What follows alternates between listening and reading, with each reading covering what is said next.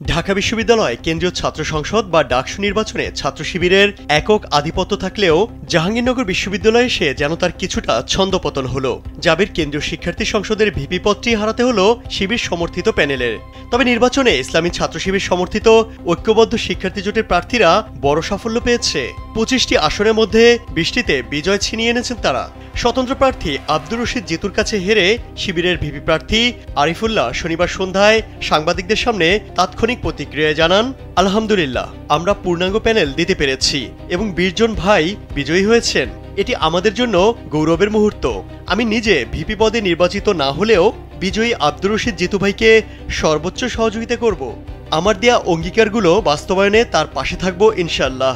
বিজয়ী প্রার্থীদের উদ্দেশ্যে তিনি আহ্বান জানান তারা যেন দায়িত্ব যথাযথভাবে পালন করেন এবং মতভেদের কারণে শিক্ষার্থীদের ক্ষতি না করেন, বরং তারা যেন বিশ্ববিদ্যালয়কে আধুনিক ও বিশ্বমানের প্রতিষ্ঠানের রূপ দিতে কাজ করেন। নির্বাচনের ব্যবস্থাপনায় কিছু ঘাটতি ছিল বলে মন্তব্য করেন তিনি, তবে আশা প্রকাশ করেন ভবিষ্যতে নির্বাচনে এ ধরনের সমস্যা থাকবে না।